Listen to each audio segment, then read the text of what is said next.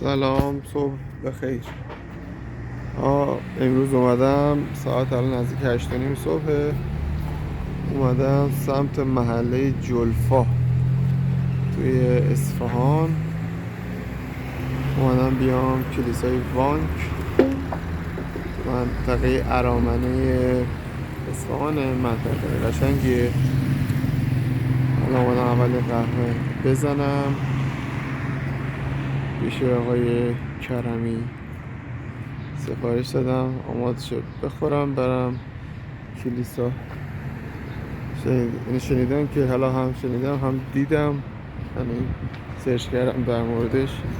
جای خیلی قشنگیه. حالا دیگه قهوه‌مو بخورم میرم سمت کلیسا. با امید خدا. اینم منطقه جلفاست، حالا همون محدوده کلیسا، ولی خب خیلی سرسبز و باحال و خوبه. بنده خدا صاحب مغازه قهوه هم خیلی آدم باحالی بود، خوش برخورد. خدای شکر.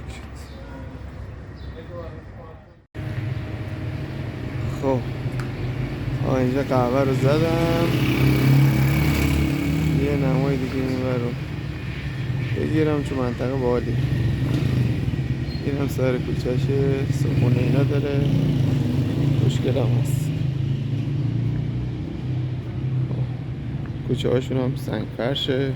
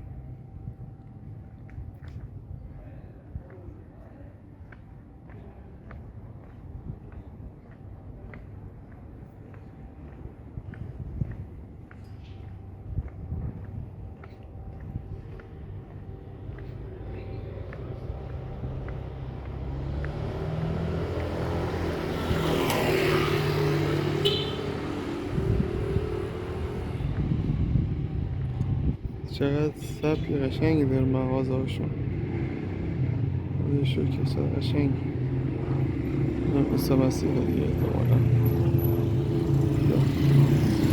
بالاخره از دین مسیحیت است. خب اینم ورودی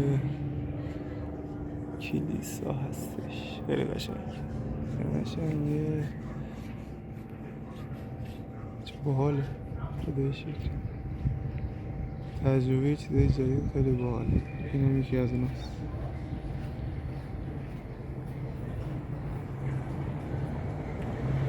با امید بریم داخل. خب از اینجا اومدم داخل. محوطه خیلی بزرگیه، فکر نمی‌کردم بزرگ باشه.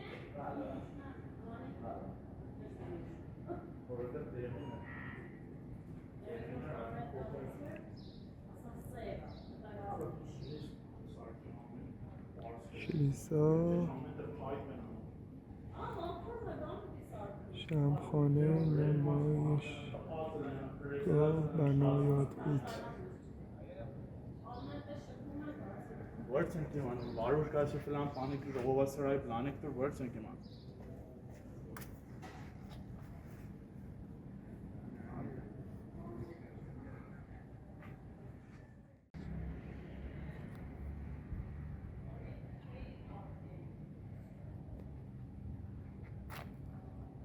مکان، حالا من داخل کلیسا نرفتم هنوز، ولی خیلی فرکانس مثبتی داره فضا.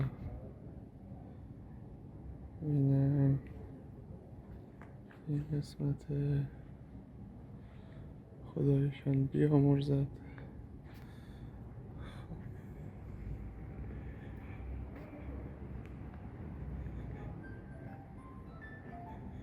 نمیدونم قبره، احتمالا قبره.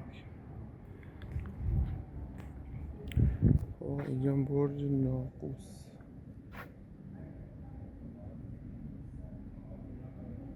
آره سنگ قبر معبده کلیسا است. اینجا هم باز هست. خب اینم ناقوس، خیلی بزرگ و قشنگه.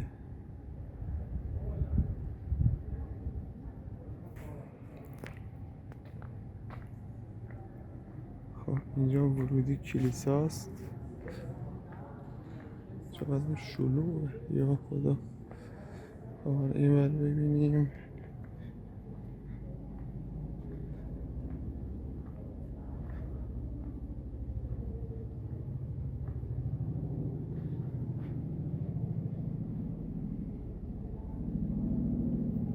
بسیار زیبا، بسیار زیباست.